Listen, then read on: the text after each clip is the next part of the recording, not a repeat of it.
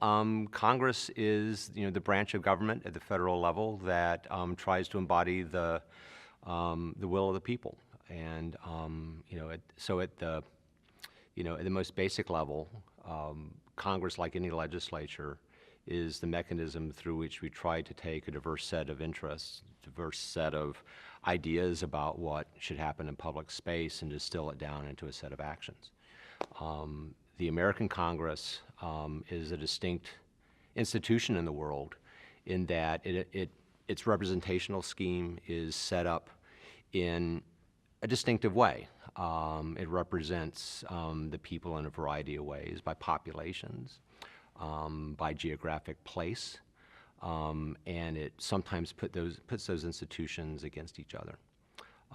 And so it's distinct within the world context. It provides a template for state legislatures, and so we in America kind of think about this as being the way that legislatures run.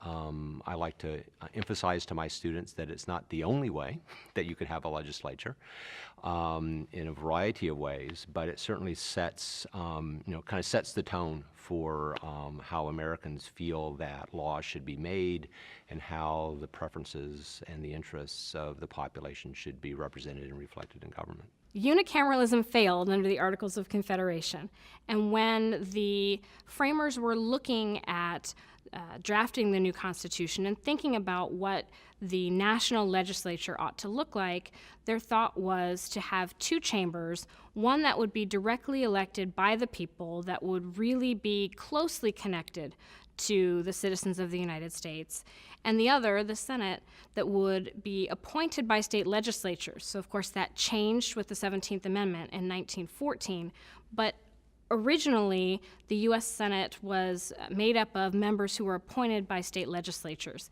And the idea there was the people might not always be able to be trusted with selecting their representatives, so let's have the state legislatures select the Senate, and by doing that, that adds another level to the sophistication, the thoughtfulness, the deliberativeness that we would expect to see from that chamber. The lawmaking power in the United States Congress is the most detailed and extensive power given to any of the three branches, the legislature, the executive, and the judicial branch. In Article 1, the framers develop a series of specific enumerated powers that are given to Congress, which were generally not that controversial. They had been in many cases in the state governments. Some of them had been given to the given to the Congress under the Articles of Confederation, and so, in large part, the framers, coming from all over the country, understood what a legislature should do in the main. Okay, the controversial questions about the legislature, the Congress, was how powerful would it be in relation to the states? That was a very big question. And how much latitude should it be given? How much elasticity should be given to the Congress in areas that really were not very clear? Okay, so the framers didn't worry about things like Congress having power over anything like patents or naval power or what have you. They even understood that Congress needed power over appropriations. However, they were concerned particularly about things like interstate commerce. There was a lot to be gained or lost in the legislature when it came to questions about interstate commerce. States that exported versus states that imported had a huge stake in these questions. And so the question was, how much power should Congress have in deciding trade relations between the states and relations between the states and other countries? The Articles of Confederation were composed really to solve one set of problems, and actually one big problem, which was how to wrest sovereignty from England. And really it was set up to fight a war, and within that context it was functional. It provided for the coordination of armies and kind of creating some relationships with other countries around the world.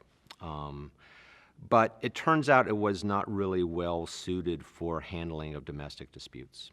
And once the immediate threat went away, then the Confederation Congress was not well suited to making those decisions. And in what way? Well, the big problem was this equality of representation. So I like to think about the Confederation Congress as essentially being sort of like the Security Council of the United Nations. Every state gets an equal vote. And then not only that, but once Congress had passed something, it was up to the sovereign states to implement it. Okay, so that's very much a model in which the states are sovereign and that the Congress really is kind of a chamber of ambassadors. And that caused problems as the new nation was forming and as some of the necessary decisions that needed to be made on protecting the frontier or raising duties or in general conducting foreign policy would have created winners and losers across the states. Madison came to the conclusion that there was a need for a strong central government. And I think that arose out of the experience of the Articles, and it arose out of his understanding of history.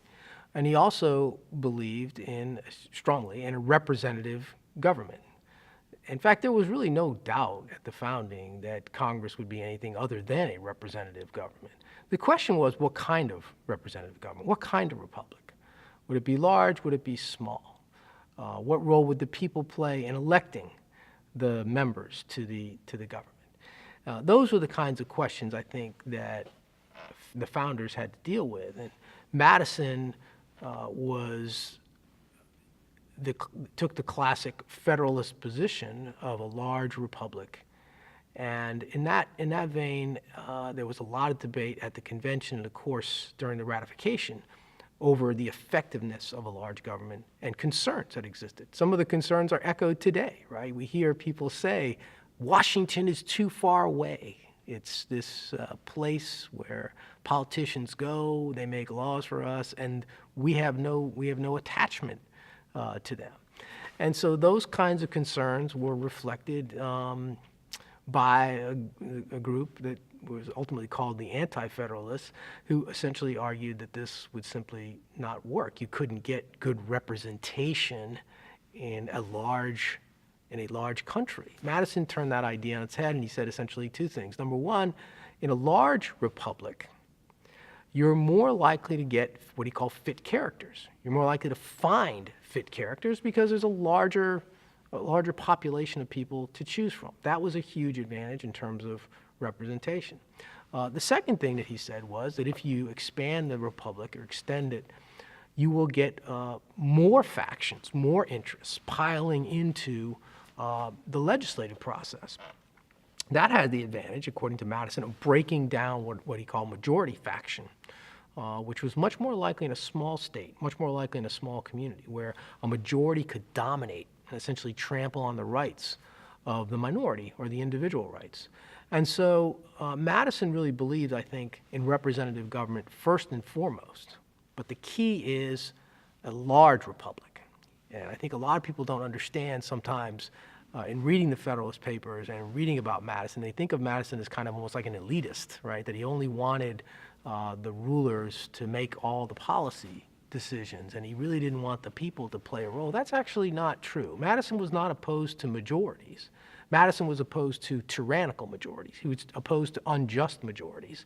And he wanted to set up a representative body that could allow for the representatives themselves, and quite frankly for the public, to come to a consensus and to build consensus around a more just majority, a more reasonable majority. And by filtering through the public interests, by filtering the public opinion through a representative body, the argument was that you'd get better policy.